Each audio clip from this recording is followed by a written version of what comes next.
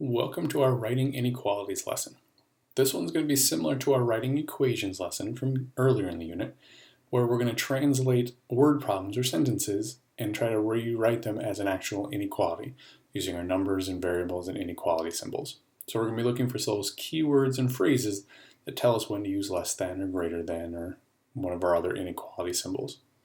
So start by getting your notes page set up. Some of us have been getting a little sloppy with this, so make sure we get it set up properly.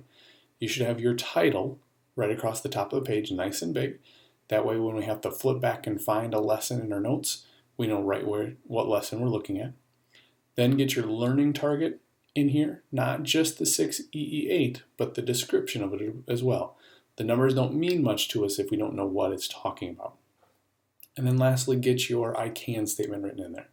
And the goal is by the end of this video, you should be able to say that yes, you can write an inequality to represent what's going on in a word problem. All right, so we're going to look for some keywords and phrases in some of these problems to help us know when do we use less than, greater than, less than or equal to, or greater than or equal to. Sometimes it'll be obvious. They'll actually use the phrase greater than or less than. But a lot of times you'll have to do a little deeper digging here. So here in the middle of the page, I've got a couple of terms that we pulled from our inequality notes that we took the other day. When you see the word fewer than, that's another way of saying less than. So I want fewer than 9 people in my group. Well, that means I want less than 9 people.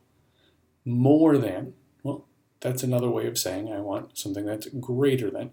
So I want more than 10 people on my team. Well, that means I want a number larger than 10, something greater than. At most. That means I've got a cutoff and I don't want it to be any higher than that. I want it to either be less than that number, or I'm also okay with it being exactly that number, but not bigger than that. So this would be less than or equal to. And at least means I want it to be equal to my number, or I want it to be bigger than my number. So greater than or equal to. Can't be smaller. It needs to be at least as large as the number I'm working with. So let's see what this means here in a problem. Jessica spent more than $5 at the arcade. Well, we don't know how much Jessica spent. So that's our unknown amount. So let's use a variable, J. We know it's involving the amount of 5. So that's our other piece. And then the key is what inequality symbol do we want to go in there? It said she spent more than $5. That meant she spent 6, 7, 8, something like that. Something larger than 5. More than means greater than. So we would write this inequality as J, the amount that Jessica spent, is greater than 5. Try another one. There were at least 200 people at her graduation party.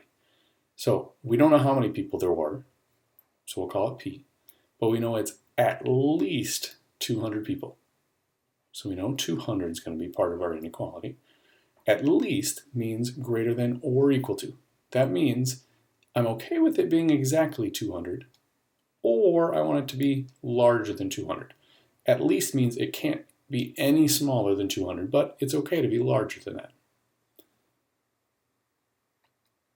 Let's try just a couple more here. Make sure you're jotting down the problem itself along with our answer. Don't just write the inequality, otherwise you won't know what it refers to. If you think you've got a good handle on this, pause it, jot these down and try them on your own, then hit play and see how we did. If you're not quite confident enough yet, go ahead, follow along with me as we do them and see if you can kind of figure them out as we go. This one says you must be over 12 years old to ride go-karts. So let's call it G for go-karts, and we know we're involving 12. The question is, what inequality symbol do we want? Well, it says you must be over 12 years. So think about that for a second. If I was 10, would that mean I'm over 12 years old? No, that means I'm younger. If I'm 14, does that mean I'm over 12 years old? Yeah, 14 is something that's over 12. So I'm choosing numbers that are bigger than 12, so that means I want greater than. The last question to ask in a question like this is, would I be okay being exactly 12? In this problem it says you must be over 12 years. If I'm exactly 12 years old, Would they be okay with that in this case? Answer would have to be no. It says you have to be over 12. So we want greater than. We don't want the or equal to part there. Let's try another one. A pony is less than 14.2 hands tall.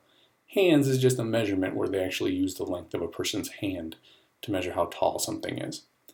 Well, we don't know how tall the pony is, so let's call it P. We know we're dealing with 14.2.